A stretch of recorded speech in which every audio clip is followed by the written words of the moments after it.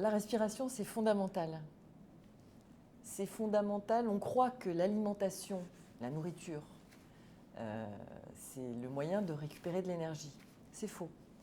La nourriture, c'est du carburant. Et l'énergie, c'est le souffle, la respiration, l'inspiration, l'expiration. Comme dans une voiture. Une voiture, le carburant, c'est le carburant. Mais si on n'a pas de batterie, on ne peut pas démarrer. Donc l'énergie, c'est pour ça que je fais l'analogie avec la batterie, l'énergie, ça vient de la respiration. Et il faut savoir qu'une respiration efficace est une respiration nasale. Pourquoi nasale ? Parce qu'on n'est pas fait pour respirer par la bouche. L'organe de la respiration, c'est le nez. Le nez, pas seulement le nez qu'on voit au milieu d'un visage, c'est ce qu'il y a à l'intérieur du nez et derrière le nez, dans les cavités nasales.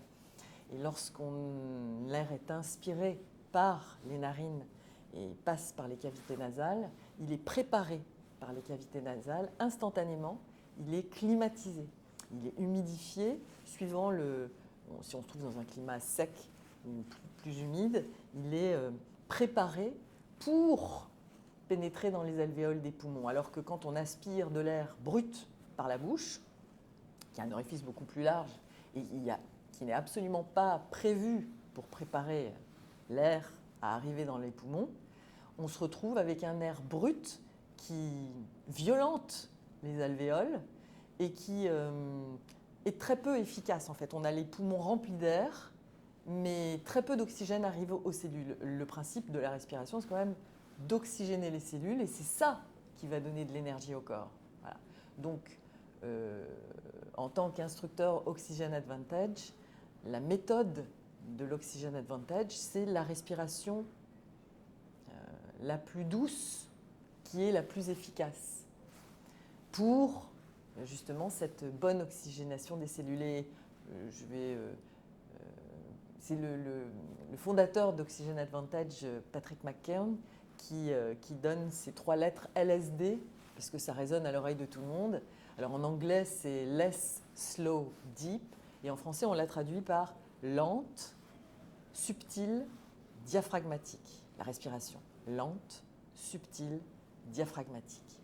Et là, on a une respiration efficace, et là, on récupère en termes de performance physique, mais également en termes de performance intellectuelle et en termes de récupération. Que ce soit, et là tout à l'heure on a fait des exercices de respiration, ça peut être pour se calmer d'un stress ou pour se préparer à une prise de parole, par exemple en public. On travaille sur son inspiration lente, douce, diaphragmatique, sur son expiration et du coup on peut gérer le stress de cette manière-là.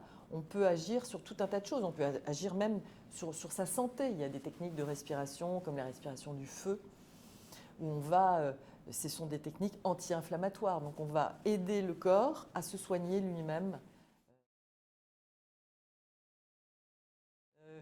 La respiration, elle est utile pour tout le monde. Peut-être, pourquoi on met l'accent sur le fait que ce soit un manager ? Peut-être parce qu'il a plus de choses sur les épaules.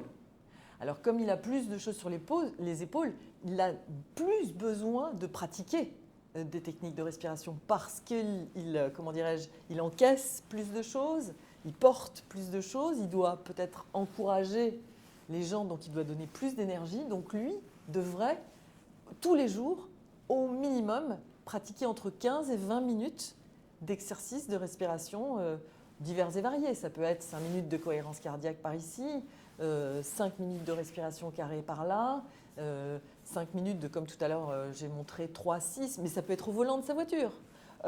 Derrière son bureau à son ordinateur, on peut pratiquer des techniques de respiration. On n'a pas besoin d'être allongé pendant un jour de congé, on peut le faire même, je sais pas, on va aux toilettes, en marchant. J'ai montré tout à l'heure la marche afghane.